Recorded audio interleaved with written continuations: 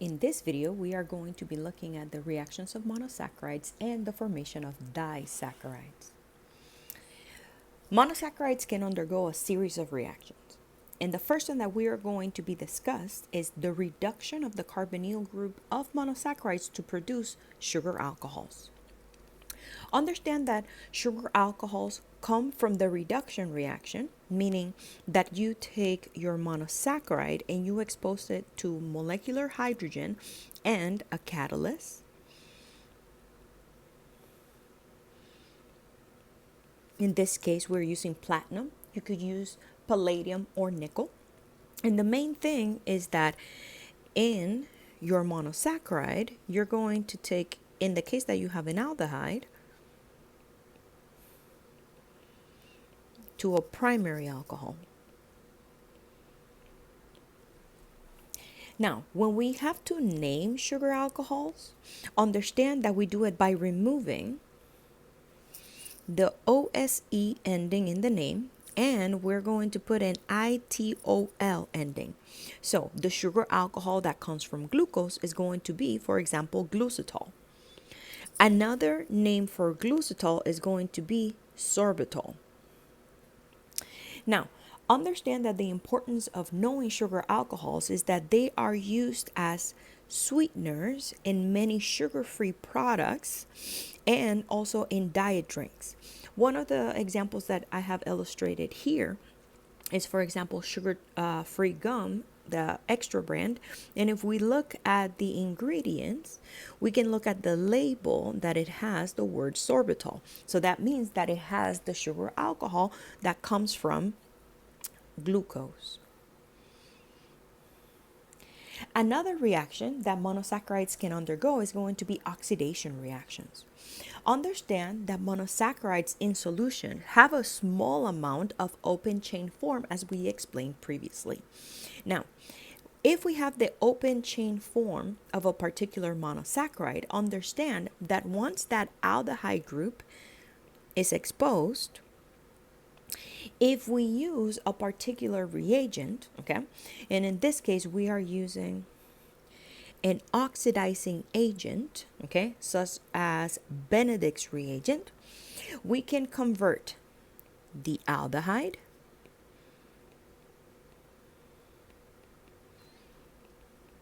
and oxidize it to a carboxylic acid.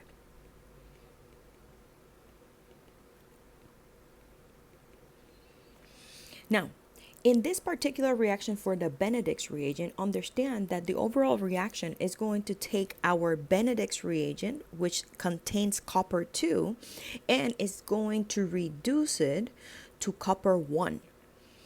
Now, copper 1 oxide specifically is brick red, and that's going to symbolize that the sugar actually got oxidized. But understand that a sugar, so I'm just going to write it as a note in the corner. A monosaccharide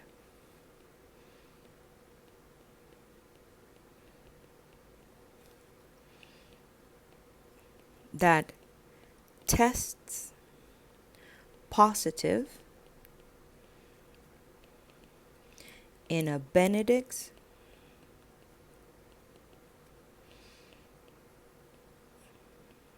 reagent reaction, meaning it's going to turn brick red, is known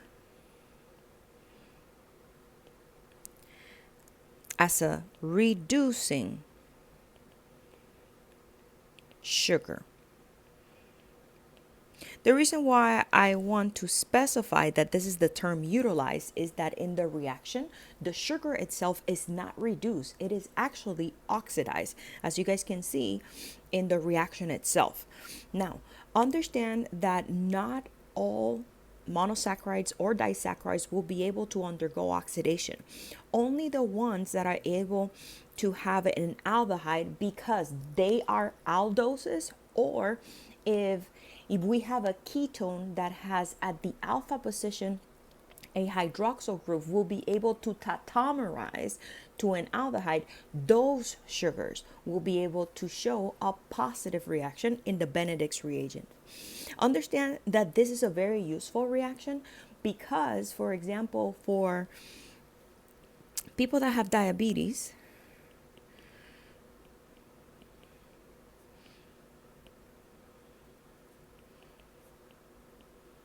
so for diabetic patients, their urine can be tested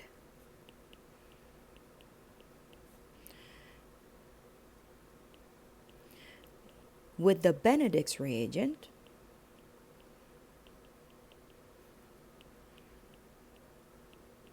and at that point they actually have it in strip form, and when it's tested, what they're looking for is for the presence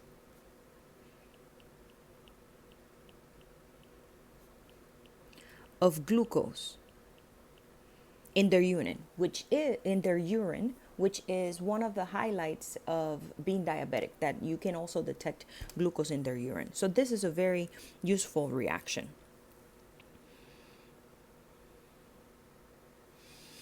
Oxidation reactions can also utilize other reagents. So here I have specifically a Tollens reagent. So a Tollens reagent, it is different from Benedict's because in the Tollens reagent, you need an aldehyde, okay? And that aldehyde is going to be converted to a carboxylic acid, similar to the Benedict's. But the Tollens reagent does not require an alpha hydroxy group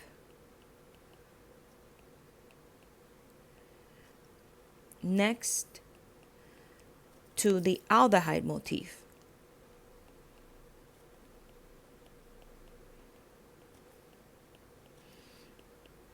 Benedict's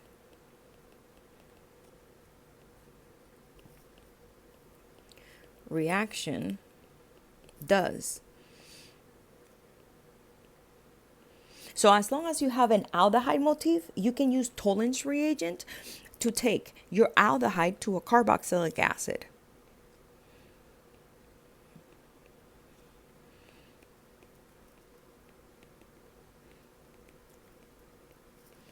Now understand that the only things that require that alpha hydroxy in this case is going to be the ketones, because they need to tautomerize into an aldehyde, because these reactions are specifically taking aldehydes to carboxylic acids. Remember, ketones cannot undergo further oxidation.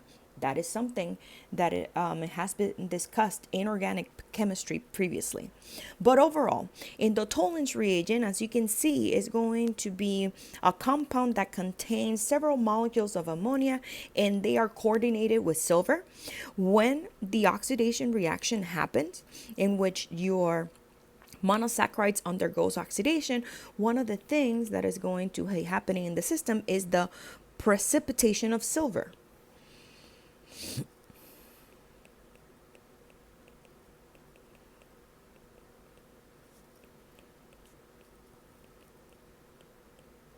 That's why the reaction itself is called the silver mirror test, because any monosaccharide that it is positive for the Tollens reagent, as you can see, is going to have that silver precipitate. Anything that it is negative, okay, is not going to have the precipitated silver. And as you can see, it looks like a clear light brown reaction. Okay, so understand that, as I mentioned, when you have both Benedict's and you have Tollens reagent, you are required to start with aldehydes, because aldehydes get oxidized to carboxylic acids. But understand that alpha hydroxy ketones, because they are able to tautomerize, they are also going to be showing as positive tests for these two, because they can change into an aldehyde. So keep that in mind. The next type of reaction that sugars can undergo, and in this case we're still dealing with monosaccharides,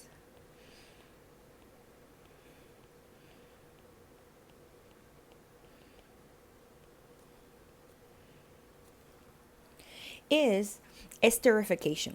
So remember, esters, when it comes to the functional group, look like a carbonyl that is single bonded to oxygen, and that oxygen needs to be bonded to a carbon.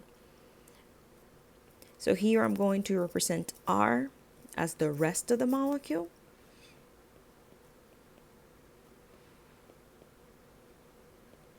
And the R that I have to the left can be hydrogen or carbons with hydrogens. And then the carbon that I have on the right, again, that can have hydrogens or carbons with hydrogens. And the main thing is that, remember that what makes an ester is having this motif. So as you can see, because the hydroxyl groups that are present in monosaccharides or other sugars can behave like regular alcohols, because of the presence of the hydroxyl group, they can form two different types of bonds. So in the first example, we have a phosphate ester, which means that sugars can be phosphorylated. So this is the process of phosphorylation.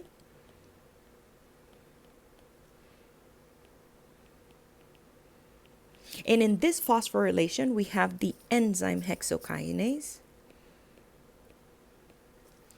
We have ATP as the source of phosphate. So hexokinase is going to be a transferase reaction, because it's going to take a phosphate from ATP, transfer it to glucose, specifically at the 6th position, and then as a result we're going to have ADP. Okay, so we are going to be observing this reaction in the glycolysis chapter, in chapter 17. Now, another type of reaction that can happen is going to be the formation of glycosidic bonds. Okay, so the formation of glycosidic bonds, as you can see, when it comes to the structure itself, it's not an ester. But understand that when we have a monosaccharide,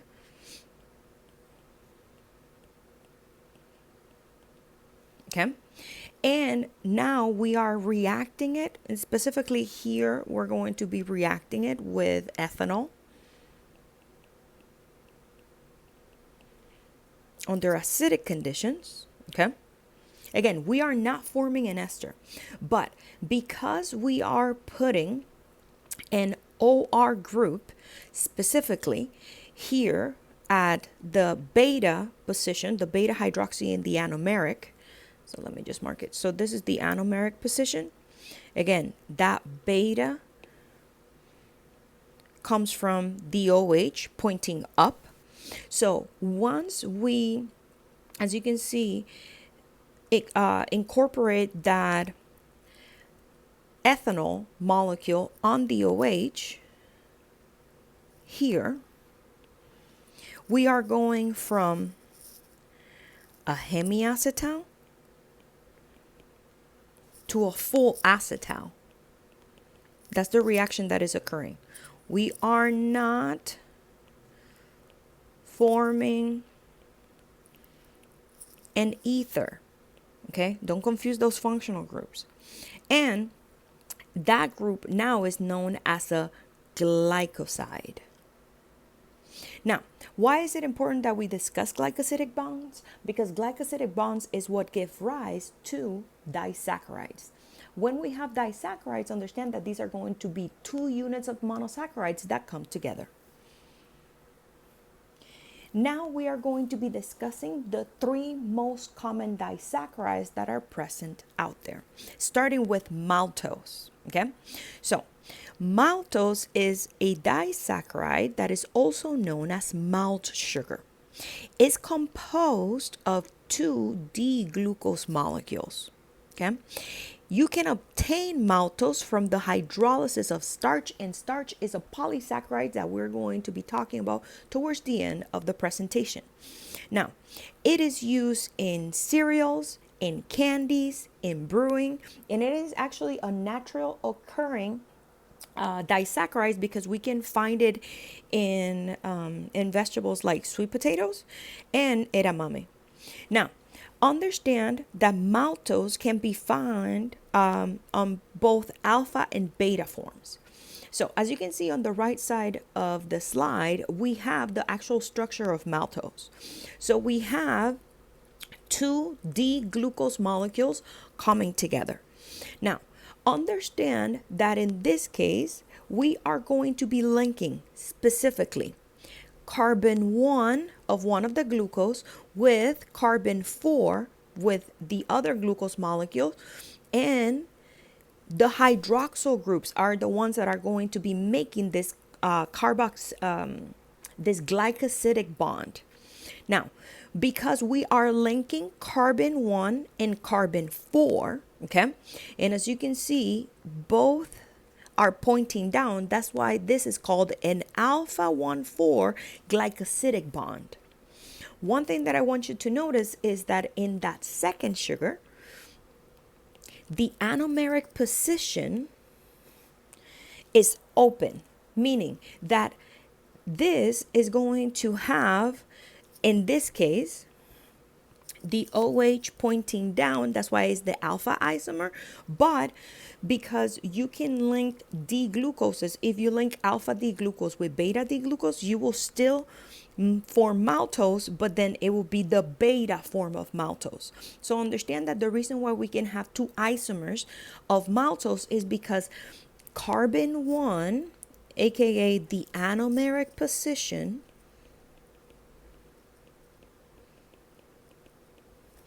in your maltose is able to have either conformation, alpha or beta. The next disaccharide that we're going to be looking at is lactose. And lactose is milk sugar. So lactose is a disaccharide that is found in milk and any milk products. Understand that when we compare different types of milk, and in this case we're comparing human milk to cow's milk, understand that human milk actually has more lactose than cow's milk. More importantly, we can find lactose in any milk product. And one more thing that I want to specify is that when it comes to lactose, that is made by beta D-galactose linked to alpha D-glucose. So lactose is made out of galactose and glucose.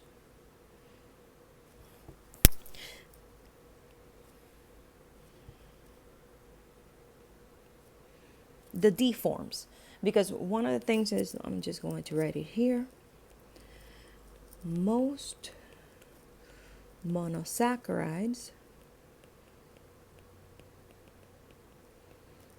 found in nature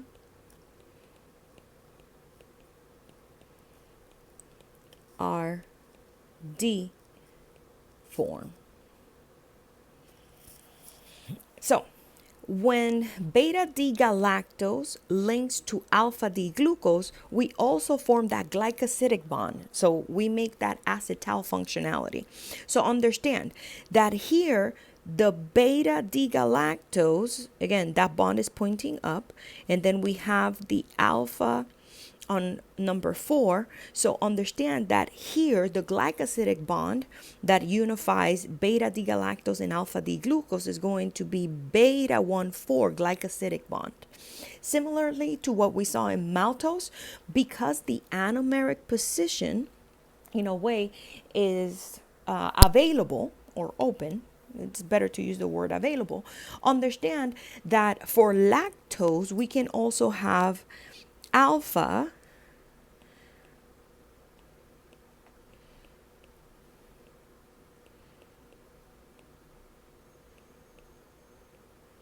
and beta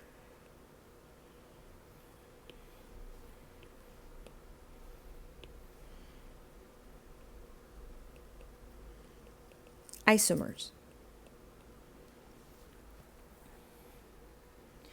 The last disaccharide that we're going to talk about is sucrose. In other words, table sugar.